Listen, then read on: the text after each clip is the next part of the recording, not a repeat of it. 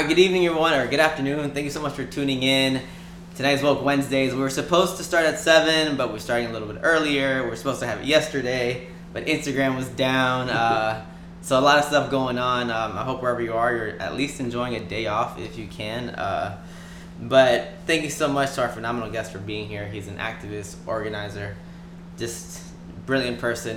Would you like to introduce yourself, tell people who you are? Sure, and thank you for the kind words. My name is Thomas Kennedy. I work as a political director for the Florida Immigrant Coalition, which is a coalition of 63 member organizations across Florida that fight on behalf of immigrants and progressive causes. Awesome. Thank you so much for being here. I know it's the 4th of July. I know people are out hanging out with friends and family. But tonight we're talking about something that is extremely important, something that's been on a lot of people's minds, which is immigration, concentration camps, people in cages, so much to talk about.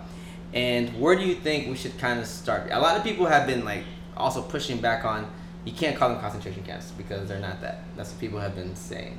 So maybe first initial thoughts on what you think about this, just in general. Yeah, I mean, we can start there if you want. We can start right Yeah, let's jump in. Go ahead. I mean, so actually, we had the Florida Immigrant Coalition. We had an inquiry from the Washington Post yesterday, exactly about that. Because apparently ICE had sent a memo to reporters and media institutions asking them to stop referring to these concentration camps as concentration camps and refer them as shelters instead. And the media doesn't like that, so that was a pretty dumb thing for them to do. But our answer when we were reached out for our thoughts was that they are concentration camps. These are places, they're not necessarily death camps, as in the Holocaust, which is what most people think of, but concentration camps, the history of concentration camps span much farther than the history of the Holocaust. And when you look at these facilities, there are places where a large concentration of people are detained under armed guard, where they not only have restricted mobility to leave, they cannot leave these facilities, but they have restricted mobility inside. These kids, you can go to Homestead right now, you can stand on a step ladder that people have there that have been witnessing this atrocity. You can look inside the facility and you'll see the kids are marched from different points in the facility with an armed guard at the beginning of the line, single file, and an armed guard at the end of the line. They have 15 minutes to eat their meals. Wow. They can take 5-minute showers. They only get 2 calls per week, and if when they make the call no one picks up, they lose the call. So they have, you said, let's do that again because I don't know if everybody caught that. So they're marched from back and forth. Yes, they're marched, but you can look at it. You can see it. They have these orange hats that they have there. The children have on orange hats. Yeah, they're really bright orange hats, which I'm guessing they're for visibility, so they can keep track on them, and also for the sun. And there's a guard at the beginning of the line, single file, and at the end of the line. And you said they get 15 minutes to eat. 15 minutes to eat. They're marked into different groups. So, for example, some kids eat their lunches really early, their breakfast really early in the morning. And some kids eat their breakfast around 10, 11 a.m. because there's so many. There's about almost 3,000 kids in this facility right now being held. They cannot use the bathroom or go drink water unless they are under the supervision of one of the counselors or guards. So they can't take food back to their beds or wherever they're staying. They can't move around at their leisure. It's prison-like conditions under any sort of consideration. So how can we not call these concentration camps? Absolutely, and I think you make a great distinction between concentration camps and death camps, because also not all concentration camps during the Holocaust were death camps. You had your death camps like Treblinka, Auschwitz, a lot of these, but there are differences, and I think this is important. Sure. Some were labor camps. Labor camps, absolutely. In the United States during World War II, we had concentration camps of Japanese families. Absolutely. We have whitewashed that history by calling them internment camps, but these were people that were forcibly displaced from their homes and put in concentration camps. And actually, recently, they're thinking about turning one of those old Japanese concentration camps into a facility for current people that have been coming here. So exactly. concentration camp. Yeah. And I have to say, the homestead facility, the conditions are bad.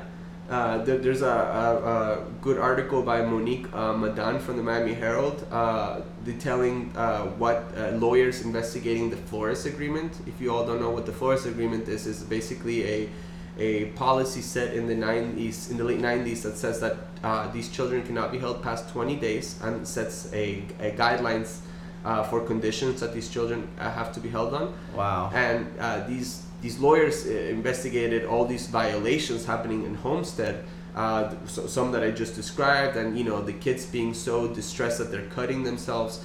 But at the border, in Texas especially, that's where we've seen the most egregious violations of conditions in which the kids are being held.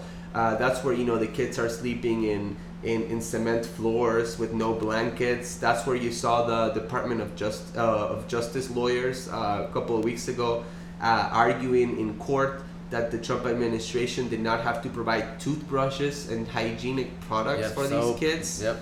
I mean, it's barbaric, honestly. And Mike Pence was actually interviewed about this, and yeah, again, no, he's like, well, no, he's trying to deflect from this about soap and about just basic hygiene issues. But another thing is, absolutely. Another thing too is that a lot of people tend to kind of only blame the Trump administration, and there's a good article that I also shared, I think this week, about also the role of the Obama administration and all this, and just like this is just, I guess, the latest form of just dehumanization. Yeah, I mean, I'm not like Flick and myself. We're not going to be apologists of Obama era immigration policies by any means. In fact, there's a Guardian article that has been floating around from August 2016, a couple of months before the election of Donald Trump, that details conditions in border facilities and pictures that are very, very similar as to what we see today. Overcrowded holding cells, with people all over the floor, sleeping on the floor with the aluminum blankets. So this has been happening for a long time. Absolutely. But at the same time, we do have to understand that now it's worse than ever. And the difference is that the Obama administration could be shamed into action and into improving conditions when we shine the spotlight on them. Whether this administration actually revels in this. In fact, I just want to that's a great point. Read to you all something that Trump tweeted yesterday. I think I know about it. Yeah, I think I saw it. Honestly, I retweeted it with just a quote tweet saying, "What a piece of shit," because how else can you describe this? And quote unquote, Trump's words, not mine. Quote, "If illegal immigrants are unhappy with the conditions in the quickly built or refitted detention centers, just tell them not to come. All problem solved." End quote. So they don't care. They don't care. They cruelty is the point for these people. Oh, absolutely. They don't see people as human beings. They don't. Yeah. So this is obviously absolutely horrible. And I love this point that you made, that while certain administrations can be shamed into actually doing something, this one is just, they glorify it. And we're celebrating, this country is celebrating the 4th of July today. Yeah. Right. So the irony of this also in relation to that. And also that's, Obama that campaigned on the promise of hope and change and the restoration of American values and whatever that means. Their failure to address these systemic problems in immigration, the fact that DHS since its inception after the 9/11 attacks, and the way that they frame immigration as a national security threat rather than a humanitarian issue and something that could be a net positive to society, their failure to address that and their deportation detention policies is what has led to someone like Trump to take advantage of the system for scapegoating immigrants for political gain and to exert maximum pressure and pain in immigrant communities. Absolutely. So they are responsible in a way. Absolutely, very well said. Real quick, Bonnie is saying there's no empathy. Ms. AK is saying just fuck Trump. Now, right? Now, if this is your first time tuning in, please feel free to ask questions. Tomas is obviously extremely knowledgeable. Feel free to ask questions, post comments. Now, part of immigration too, because we can't really talk about this without also talking about the role of the U.S. just globally and throughout the decades, that a lot of people tend to say, so let's take this Trump tweet, for example, if you don't want to come, then don't come. Well, the reason most people are coming is because the U.S. has played a large role in just U.S. imperialism, this intervention in Latin America, the Caribbean, because this also affects black immigrants that are coming here too, that oftentimes are not part of the conversation. So maybe do you want to talk a little bit maybe about just that immigration doesn't exist in a vacuum. People aren't just coming here because they just want to come here. Yeah, and that's something that we hear very little about, the root causes of migration and why people are coming here. So like Donald Trump says, well, if you don't like it, then don't come here. Then fucking don't meddle in our countries. You know what I mean? Same thing that's happening in the Middle East. They started a huge fiasco of a war in Iraq that has destabilized the region immensely. Led to the creation of ISIS, led to the Syrian civil war. There's open slave markets in Libya right now because of what they did there. They're meddling in Honduras with the coup there, in Guatemala and El Salvador and Nicaragua in the 80s. They're meddling in Venezuela right now. They're meddling in Haiti. You know what I mean? Operation Condor in South America. The United States has a long history of putting their thumb and their military assets in our countries, both for geopolitical gains and for actual extraction of resources, like minerals, like oil, whatever it is. And there's never any sort of accountability or coming to terms with that legacy by a political leadership in this country. Absolutely. Very well said. And so I hope y'all are learning something, because a lot of this, like you said, this is rarely ever addressed. We tend to kind of talk about immigration in a very decontextualized way. So please feel free to... go ahead. One more thing I want to add, it's now, Trump, what he has been threatening, in the last year and this year continuously, is to remove humanitarian aid from Central American countries as a form of punishment for them not being able to curb people coming into this country. Which, obviously these countries are corrupt. They have very corrupt governments that, tend to squander this aid, and it never really gets to the people. But at the same time, cutting off capital to these countries is not a productive way to address these problems. It reminds me of, in a micro level, what conservatives do to or their proposals for failing school districts, which is to grade schools from an A to F level and remove funding from failing schools. What the fuck is that? Because they're failing, we'll take resources. Yeah. You know what I mean? So that's a great point.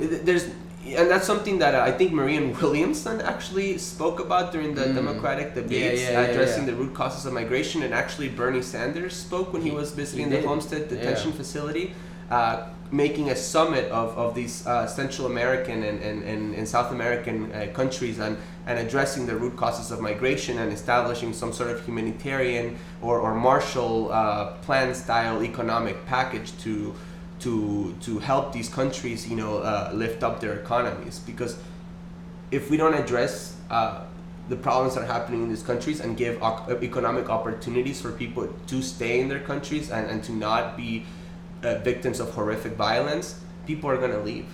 Absolutely. It's just human nature to want to protect your family. Absolutely. And what we're seeing too is that I think someone else tweeted out that so we tend to focus right now about children in cages, right, for obvious reasons. But someone tweeted recently that it's just not about children though. There's also adults, men, women, who are also suffering these horrible just conditions. So do you sometimes think that speaking about the children maybe deflects from that, or do you think that we can maybe do it all in the same kind of breath? What do you kind of think? Yeah, so I came to this country without papers. Well, not really, actually. I came on a tourist visa with my parents when I was 9 years old, and we overstayed the tourist visa and were left without papers. And I would have benefited from DACA, But I married, and that's how I married my partner, and that's how I adjusted my status.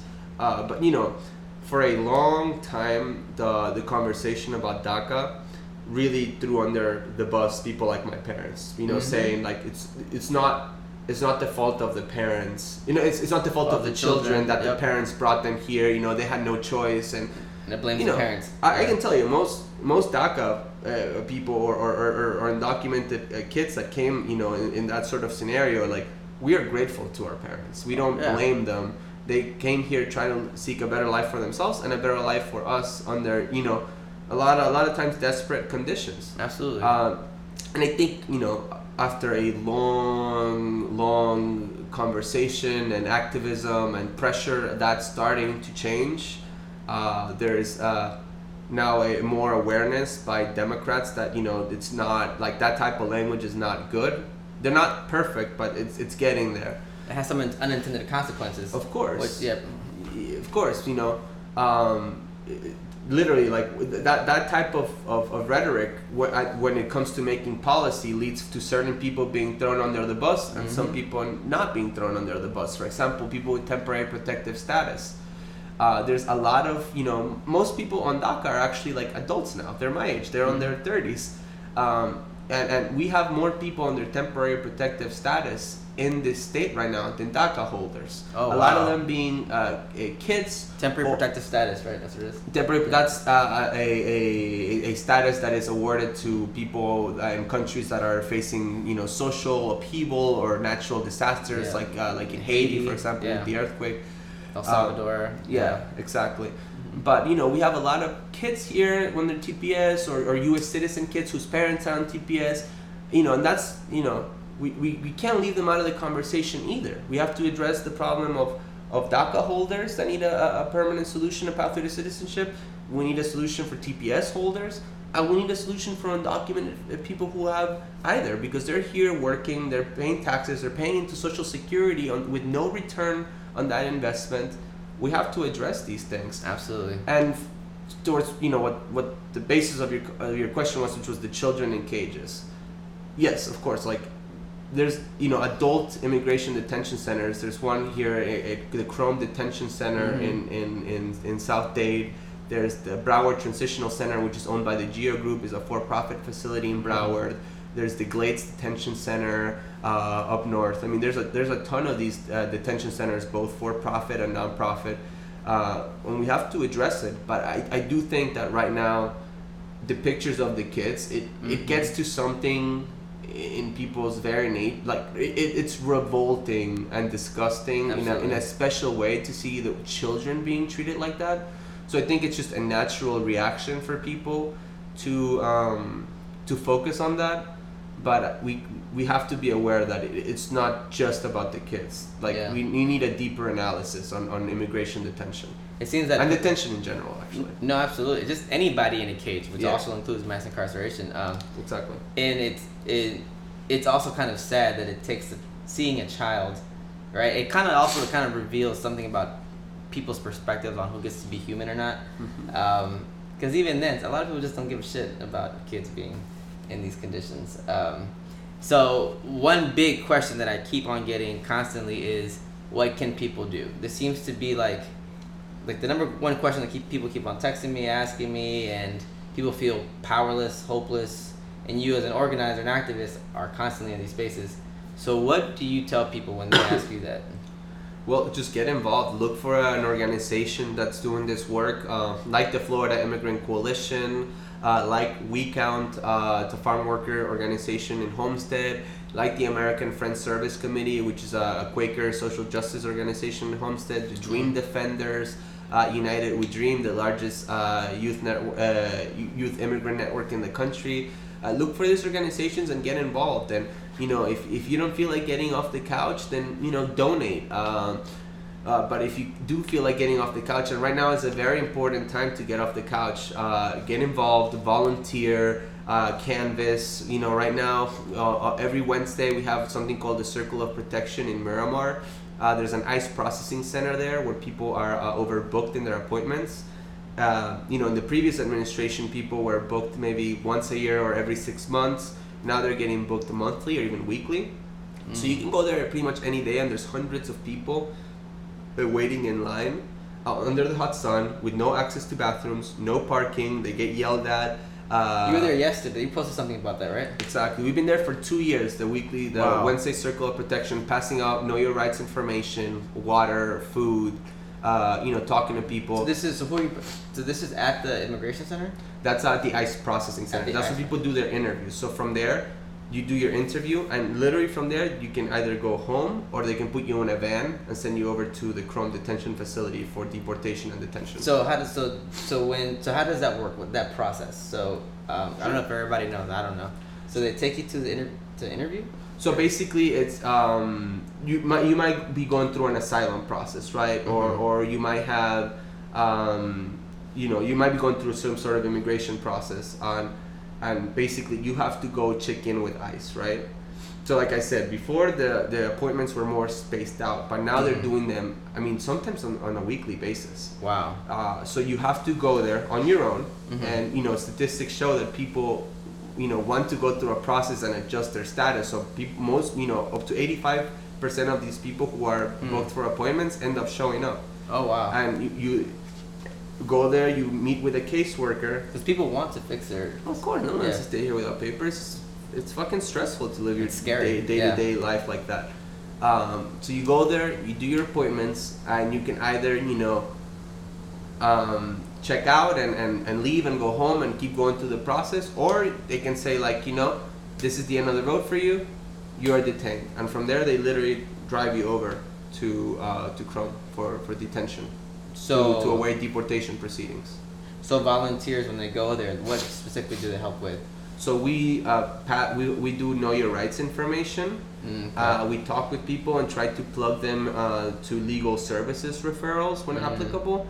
And it's really hot. Like it's really hot out there. Course, yeah. And remember, these people don't have access to bathrooms because there's I'm telling you, there's hundreds of people lined up like cattle outside. They can't use the bathroom inside until they're actually inside. They're literally waiting there for like 3, 4, 5 hours with their kids. They have no parking. Before we started doing this, they used to tell the people to park in the grass, and then they would call the tow truck on them. Like mean-spirited shit. Wow.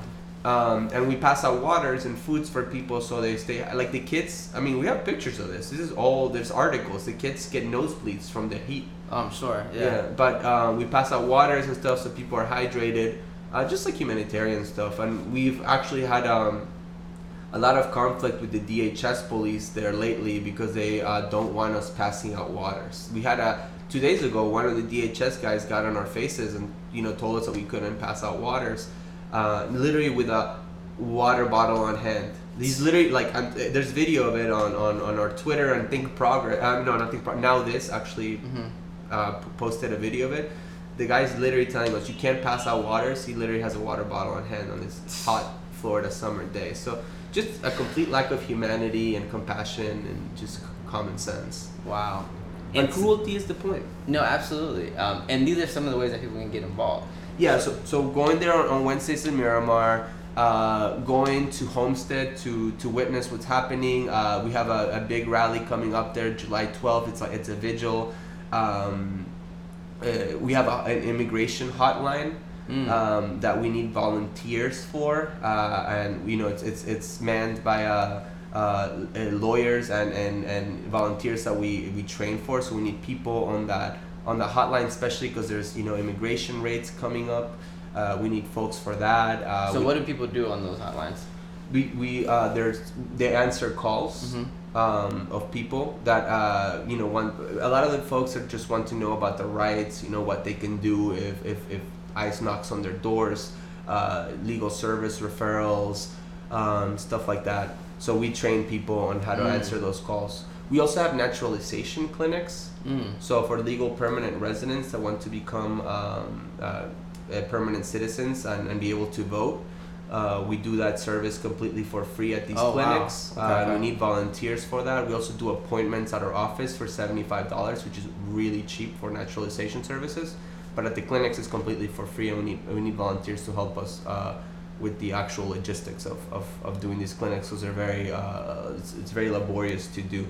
And then we also do electoral work, so voter registration, when I need volunteers to help us do census work. There's a big fight over inserting a citizenship question in the census to further intimidate immigrants from participating. I want to say that I heard that they're thinking about including it now.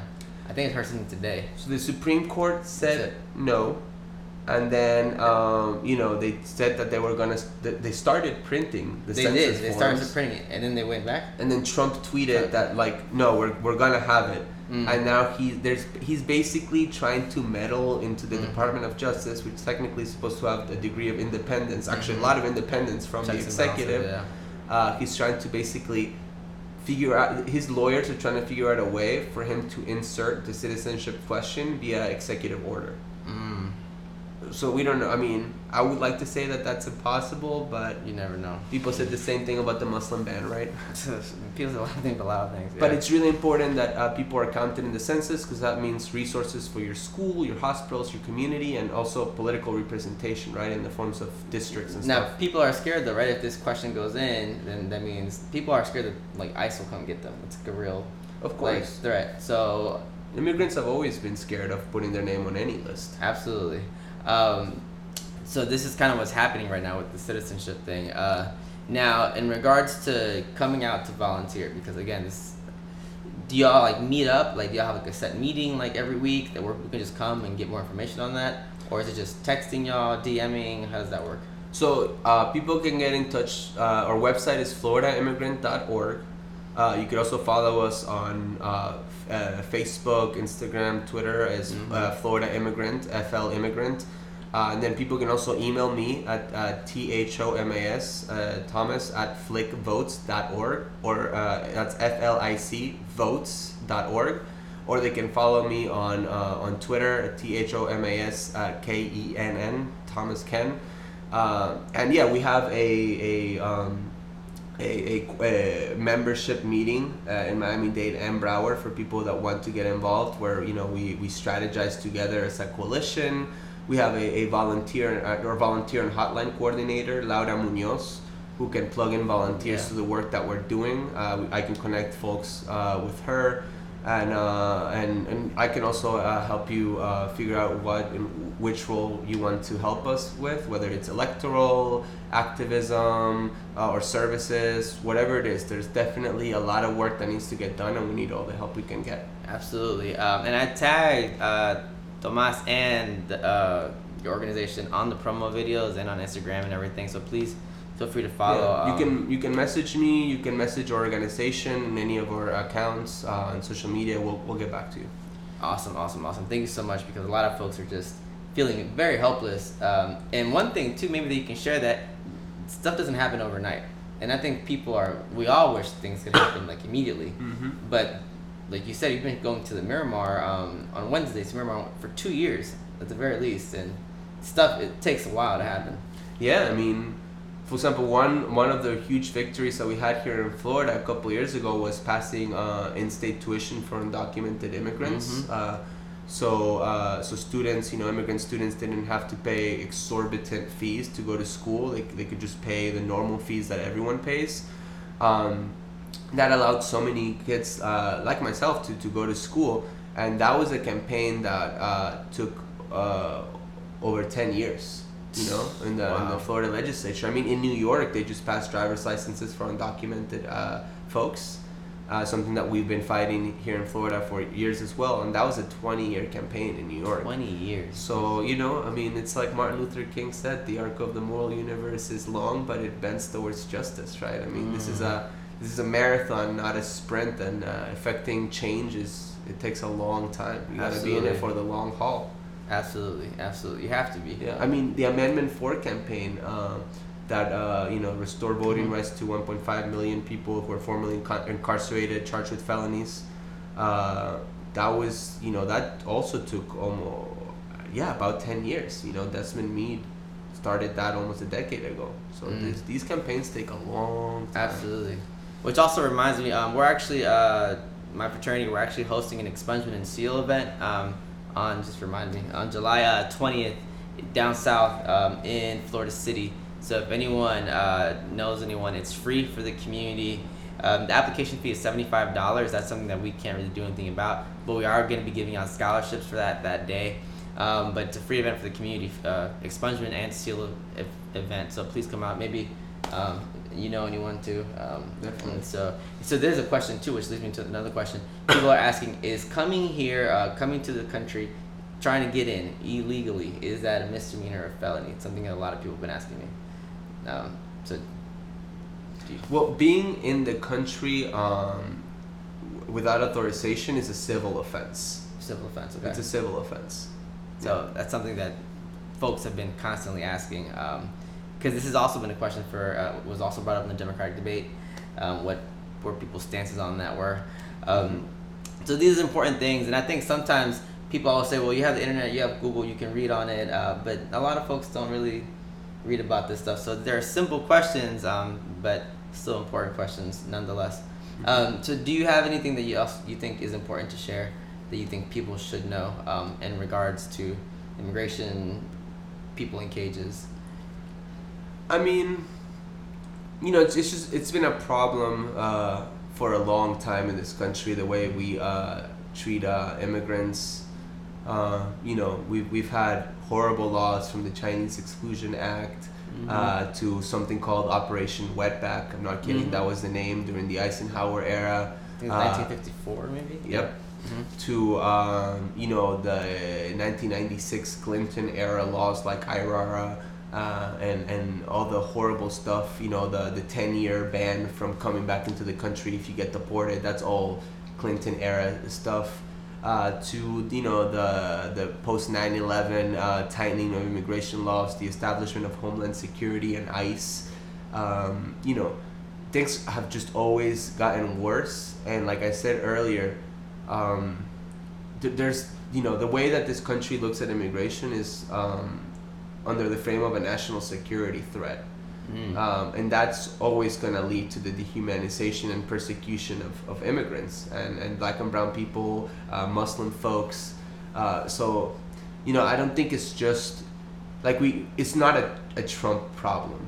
Like, Trump obviously is somebody who is horrible. He's a fascist. He's somebody who has scapegoated immigrants for political gain. It's not just he's not just an opportunist. He obviously has an ideology that dehumanizes these folks, but it's not something that is just going to get better because we remove Trump from office, right? It might get a little better, but we can't go back to Obama. We can't go back to Obama style policies. So the Porter in Chief, right? Yeah, exactly. That was a campaign, Obama the Porter in Chief. We have to dismantle the way that we treat immigrants and the way we frame and look at immigration in this country, if we're ever going to have any sort of humane policy. And also, like you said earlier, I mean, super important, we have to address root causes of migration. Absolutely. And make sure that people have opportunities in their home countries, and they it's not that they want to stay, it's that they can stay in their home countries. So they don't come here, because of course people want to stay in their homes. Absolutely. So it's about addressing those root causes of migration as well. Absolutely, absolutely. Thank you so much for sharing that. Thank you so much for being here. I think you're just a breath of fresh air. People have been just wondering, texting me, asking me all these questions. So thank you so much for stopping by. I know you're a busy guy. It's okay. I was doing work for the people. Thank you for having me. Absolutely, absolutely. So like like Thomas said, if you have any questions, please feel free to contact him through DMs, Twitter. I tagged him and the organization, Florida Immigrant Coalition, on the promo video. So any questions that you have, please feel free to ask, and we'll see y'all next week. Thank you, bro. Thank you.